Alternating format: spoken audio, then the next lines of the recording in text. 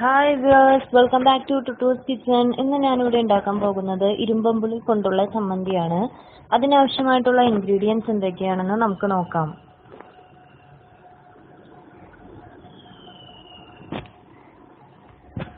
Main ingredient ആയിട്ടുള്ള ഇരുമ്പമ്പുളി എടുത്തിട്ടുണ്ട്, ഉള്ളി എടുത്തിട്ടുണ്ട്, പച്ചമുളക് എടുത്തിട്ടുണ്ട്, ചൊറുക്കയിലിട്ടിരിക്കുന്ന കാന്താരി മുളക് എടുത്തിട്ടുണ്ട്.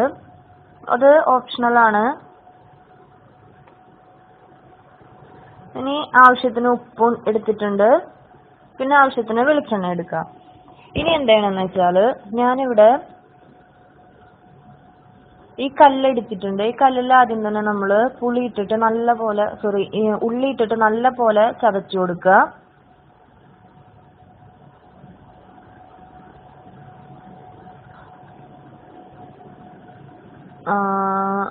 ഇനി നമ്മൾ ഇതിലേക്ക് പച്ചമുളക് എടുത്തിട്ടുണ്ട്. പച്ചമുളകിനെ നമ്മൾ ചെറുതായിട്ട് കഷ്ണങ്ങളാക്കിയിട്ട് ഇട്ട് കൊടുക്കണം. ഇട്ട് കൊടുത്തിട്ട് ഒന്ന് നല്ല പോലെ ചതച്ചെടുക്കണം.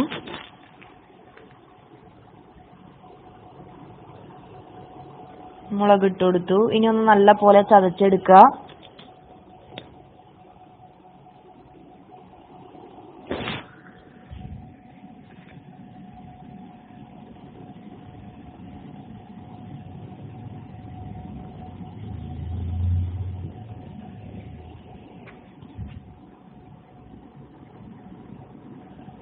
മുളക് ഏകദേശം ചതഞ്ഞിട്ടുണ്ട്. ഇനി ഞാൻ ഇതിലേക്ക് ചൊറുക്കയിലിട്ട് വെച്ചിരുന്ന കാന്താരി മുളക് അതിട്ട് കൊടുത്തിട്ടുണ്ട്. അത് ഓപ്ഷണൽ ആണ്. ഇപ്പൊ നിങ്ങൾക്ക് കാന്താരി മുളക് ചൊറുക്കയിലിട്ടതില്ലെങ്കിൽ സാധാ കാന്താരി മുളക് ഉപയോഗിച്ചാലും മതി.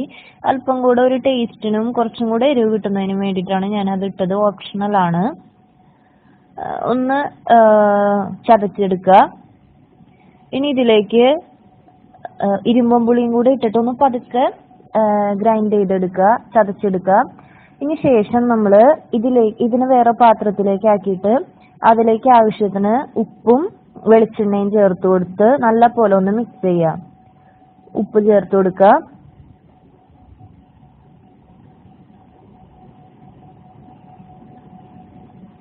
ഇനി നമ്മൾക്ക് ഇതിലേക്ക് ആവശ്യത്തിന് വെളിച്ചെണ്ണ ചേർത്ത് കൊടുക്കുക.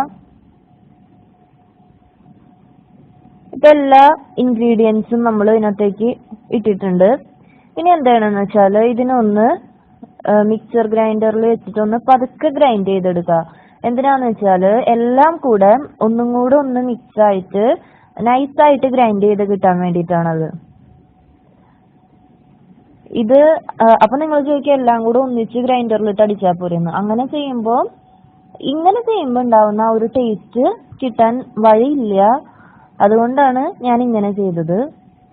അപ്പൊ നമ്മുടെ ഇരുമ്പമ്പുളി ചമ്മന്തി ഇവിടെ റെഡി ആയിട്ടുണ്ട്. വളരെ ടേസ്റ്റിയാണ്. എല്ലാവരും വീട്ടിൽ ട്രൈ ചെയ്ത് നോക്കുക.